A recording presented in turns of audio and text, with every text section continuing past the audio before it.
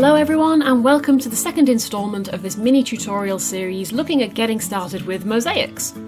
Today we're going to be looking at the mosaic tiles themselves, and particularly those which are suitable for complete beginners.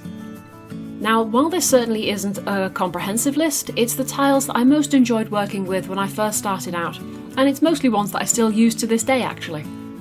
And the first tiles we're going to be looking at is probably the most obvious one for the complete beginner mosaicist, and that's pre-cut tiles. These are tiles that have already been cut down to a size that is useful for most smaller projects, so we're looking at between 1 centimetre or less in diameter. And they should be ready to use straight out of the bag as well. They shouldn't be attached to a backing or anything like that.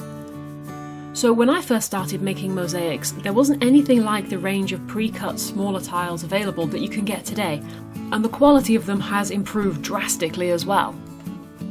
And pre-cut tiles certainly aren't only for beginners. I wouldn't even dream of trying to cut glass into tiny little circles like this. It would just be horrendously fiddly no matter how skilled you are, and if you need a lot of them, it's going to take you hours to cut them out. And the same thing goes for these triangles as well. While they aren't especially small, they are very uniform in size, and that would be quite time consuming to try and cut out again. I think there's a bit of prejudice around pre-cut tiles, like that isn't really mosaics. But to me, if you're going to be making something that people will be handling a lot, like coasters or anything that's going to be quite high use, then using pre-cut tiles means you don't have those sharp cut edges. The last thing you want is for somebody to pick up something you've made and then they've cut their fingers on it. For this reason, it may be seen that perhaps cutting tiles is better for decorative pieces rather than ones that are going to be more practical. Unglazed terracotta is the next tile we'll take a look at, and these to me are brilliant little tiles. They are my absolute favourite type to work with. And ever since my first project, which is actually this one, which is it's got no name, it's just random circles on a board. But these particular tiles are Winkleman tiles, and they are perfect for beginners for a couple of different reasons. One, they are really easy to cut without shattering, and they can be cut using either wheeled nippers or your standard nippers, and you can go right down to a teeny weeny little size without feeling like it's becoming really delicate. And the second reason why they're great for beginners is that you can draw on them in pencil, which is actually really handy if you're trying to get quite an accurate edge that you want to cut out.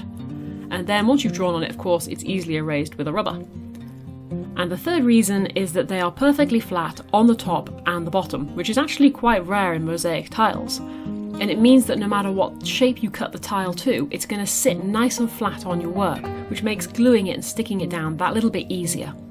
The only real drawback to Winkleman tiles is that there is a lack of bright colours. They tend to be in the more sort of earthy tones. And so if you're looking to create a very vibrant colour scheme, then they might not be available in the sort of colours that you're looking for. And they can also be a little bit pricey because they tend to be sold in single colour packs. So if you're wanting 10 different colours, you've got to get 10 packs, no matter how big the project is. But other than that, they are absolutely superb little tiles. Next is Vitreous Glass.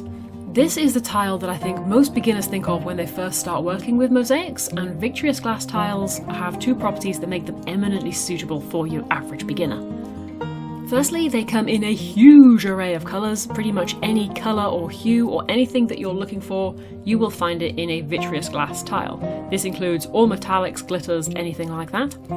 And secondly, they are really cheap. If you're just starting with mosaics and you just want to have a little bit of a play, then you can pick up a mixed tub for a surprisingly small amount of money, and they can be a really good way to start building up your collection of tiles. But to me, Vitreous Glass has one major drawback for the beginner mosaicist, and that's the shape of the underside. If you look closely, you can see that the underside of this tile is ridged, and that's because Vitreous Glass is actually made for use in bathrooms and swimming pools and places like that. It's supposed to be used as a sheet, still attached to its backing, that you then stick the whole thing onto the wall. And because mosaicists want individual tiles, we remove them from the backing because it gets in the way when you're trying to cut. And then you're left with this sort of wonky shaped backing that you need to try and work with. Now, if you're keeping the tiles quite large in your piece, then this isn't so much of a problem. But if you want to cut them down really small, then those ridges on the back can make the tile unstable, and so it'll slip over before it's had time for the glue to hold it in place firmly. And this can make working with Vitreous really fiddly if you're trying to create fine details. Next up we have Millefiori and glass nuggets. So not all tiles that you use have to have a regular shape, and there are many different types of media that you can get hold of if you want to create a more expressive project. And two readily, if slightly more expensive types of tile you'll probably come across quite quickly as soon as you start looking into mosaics is the famous Millefiori and glass nuggets. Now, neither Millefiori nor glass nuggets should ever be cut, as they will shatter along fault lines that come about naturally due to the manufacturing process, and this can make them difficult to work with in a more formally styled piece. But these are really fun types of glass to work with, especially if you're creating larger projects, or you're doing freestyle work, or you're trying to create a feature in a piece. Millefiori in particular come in a huge array of different shapes and colours. Although they tend to have the classic flower design incorporated into them, you can also get striped and geometric ones. Glass nuggets, on the other hand, tend to have a very uniform size. They tend to be about an inch across. For some reason you don't see very many of them in any different sizes. But they do come in a huge array of different colours, and the iridescent ones are particularly nice. For the beginner mosaicist though, there are two things that may put you off these. Number one is the cost. Millefiori especially is very expensive for even teeny weeny little tiles, and they can be quite garish, so they can be difficult to work into a project sometimes. But they're a really good one if you want to use them sparingly, or if you're working on a sort of more experimental piece. Even if you're a beginner, it's also worth thinking about making your own tiles. This is of course going to be more time consuming than simply buying a load of tiles in that you can use, but it really allows you to make a piece your own, and the tiles that you make can become art in their own right. Polymer clay such as Fimo is great for making colourful tiles in exact sizes, especially if you use little cookie cutters or anything like that to chop them out. And they can also be used to make absolutely teeny weeny little pieces if you're wanting to make miniature mosaic works. I particularly like using Fimo to make marble tiles from any scraps that I've got left over. If I've been working on a sculpture project and I've got some clay left over, I'll just smooch it all up together and then cut some tiles out. And then these can easily be incorporated into a mixed media piece. And oven drying clay is great for this as well. It's wonderfully easy to work with, and a good quality brand will stay workable for months even after you've opened the packet, so long as you just store it somewhere that's airtight. And then you can really go to town with it. You can make your own tiles that say something about your style, about your piece.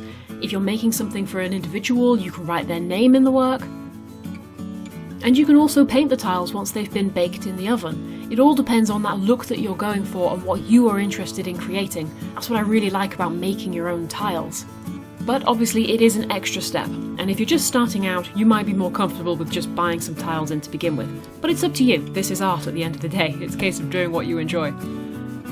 Anywho, I hope this little video has given you a couple of ideas maybe about which tiles to try out for your first little forays into mosaics.